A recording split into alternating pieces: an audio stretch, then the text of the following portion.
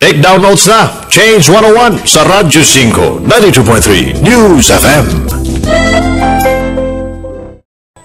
Ang ating topic is the prioritization table. Ano ba yung mga ipaprioritize natin tasks o mga gawain? Because if you do not prioritize, you will not optimize and you will certainly agonize. Yon. Okay. So how do you prioritize? First, we have to talk about the different activities that we do. Ano ba ang mga dapat gawin sa isang araw?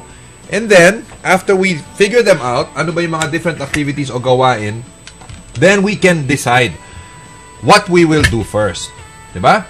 So, kilalanin natin ang iba't ibang klaseng gawain, yung bang mga posibleng pagkakaabalahan ng panahon. Halimbawa, pupunta sa doktor. Diba? Utos ni boss. Sabi ni Mrs. Order ni Mrs. Yan. Diba? Singil ng Meralco. Ano unahin? Now, this is a table that we use, pero meron tayong notes din, diba, on screen. Pwede rin naman natin pakita, no? So, palitan na lang. Kung minsan nasa screen, kung minsan nandito sa ating whiteboard, at kung minsan nasa boses ko na lang kasi nasa radyo tayo. You need to look at the 4 kinds of activities. Okay? Nasa quadrant 1, 2, 3, 4 yan. Pero nasa, nasa screen natin, no? There are 4 kinds of activities in any given day. Wala raw tayong maaring gawin sa isang araw na hindi mapapasa ilalim rito sa 4 na quadrant na ito. 4 na boxes na ito. The first kind of activities, okay, are the important and urgent activities. Mahalaga na, that's the meaning of important. Urgent pa, minamadali ka pa. Diba? It is asking for attention today. Halimbawa, ano yung mga urgent and important? Umiyak ang bata. Urgent yon. Importante yon. Kung importante yung bata sa'yo. Diba? Kung mahalaga sa'yo yung bata. That is one example. Ano pa? Sinabi ni boss, gawin mo na ngayon! Ayan. Kung importante sa'yo yung boss mo. Diba? Then, that is urgent and important. Ano pa? Dala na ng asawa mo ang bagahe niya. Dala na. Hawak na ang bagahe. Nasa pintuan na. Urgent na yan. Lalo na kung may laman. Ibig sabihin, lalayasan ka na. That means you have a problem. Aksidente. That is urgent and important. Right? Kanina, nag-overheat yung sasakyan ko. Yan ang urgent and important. So, klaro ba? Nature calls. Yan, urgent and important. Diba? Kailangan ka nang tumakbo sa banyo. So, klarong-klaro ba ang urgent and important quadrant 1? I hope so, ha? I hope it is clear. So, when you say something is important, mahalaga siya, tapos urgent, minamadali ka pa, that is all part of quadrant 1. Okay? Klaro ba? Urgent and important. Hindi pa natin sinasabi kung anong gagawin, ha? Kung unahin. Kinikwento pa lang natin the different kinds of activities in one day. Okay. Ano nga pala? Notice of disconnection. Ayan. Yun rin. Urgent and important. Pag tumawag na o nagpadala na ng notice, ang Meralco, medyo bigyan mo na ng pansin yan. Now, there's another kind of activity in one day, quadrant 2. Yun yung urgent but not important. Diba? And I and you. I think you can also flow the one that we typed up. Nasa screen din yan eh. Pwede rin yan. Yung tinype mo, Irene, pakita natin, no? So, the first kind, yon, important and urgent. Yung pangalawa, important but not urgent. Ano yon? What are the examples of activities that are important but not yet urgent? Learning. Diba? Attending a seminar. Mahalaga yon. Pero kung minsan, hindi naman ganun ka-urgent. Tama ba? Quality time. Kasama ng pamilya. Magbakasyon, paminsan-minsan. Importante ba yon? Oo, pero urgent ba? Kadalasan, hindi. Kaya na itatabi. O ito ha, diretsahan na tayo. Ma'am Cherry. Diretsahan na tayo. Urgent but not important. Exercise.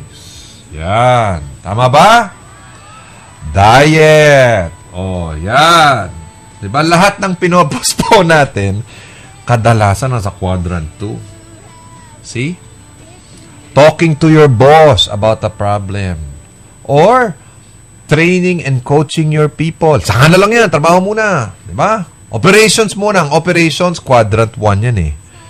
Quadrant 2, growth, development, planning, total quality management, re-engineering. Yan, lahat quadrant 2. Important but not urgent. Kaya kadalasan napopostpone. Manyana. Diba? Okay, so that's the second type.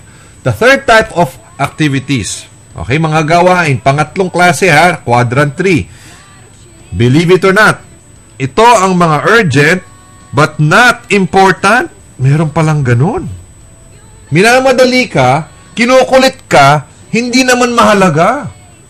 Meron palang ganun. Example, 70% off. Oh, tama ba? Kasi, one day lang yan. Sale eh. Oh. Now, kung talagang kailangan mo mag-shopping, siguro may konting halaga yan. Pero kung kasashopping mo palang kahapon, mag-iingat tayo sa mga sale. Kasi, minamadali ka, hindi naman mahalaga. What is that joke? That when we use credit cards, di ba, we buy things that we don't need with the money that we don't have to please the people that we don't like. Yeah. Diyan magagaling ang advertising. Bilhin mo na ngayon. Habang may diskwento. Promo ito. Ikaw naman, nagpapahanig. O nga, ano? Pero kung minsan, hindi naman mahalaga. Maraming pakiusap. Yung galing kay Monfield dyan, ang mga pakiusap. Yan, kung minsan mukhang urgent, hindi naman importante.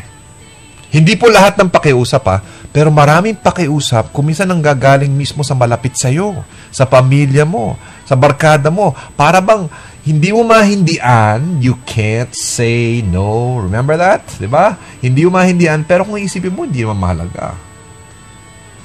Maraming salesman dyan magaling. Right? Salesmen are experts in this. Para bang kailangan mo ng bilhin. Pero kung minsan, hindi pa naman kailangan. So, these are examples of activities that are urgent but not yet important. Or not important. Klaro ba? Malapit na tayo ha? I'm just explaining the different type of activities. What will we do with each quadrant? Yun ang next lesson natin. Malapit na. Okay, yung quadrant 4, believe it or not ha? Believe it or not, yung quadrant 4, may mga bagay tayong ginagawa sa isang araw na not urgent, not important. Hindi na nga minamadali, hindi pa mahalaga, pero kung minsan pumapasa pa sa schedule natin yan. Meron bang ganun, Anthony? Anthony, ano yung mga ganun? Well, kung magpapakatotoo tayo, bisyo, halimbawa, di ba? Mahalaga ba yun? Hindi. Nagmamadali ba? Hindi naman. Kaso nakasanayan na eh. Actually, listen carefully. Anything that is overdone, anything in excess, yung sobra na, nasa quadrant 4 yan. Halimbawa, manood ng pelikula kasama ng pamilya. Okay naman yun, di ba? For leisure, right? That is important, not urgent. But when you watch too much movies, di ba, nagiging habit na. Kinokontrol ka na niyan. Sobra ka na sa HBO, tapos nag-o-online ka pa, nagda-download ka pa ng pirated movies. Quadrant 4 na yan. Di ba? Okay yung paminsan-minsan na shopping. Pero yung araw-araw ka na lang nagsha-shopping, di ba? That is neither urgent nor important. Are you following?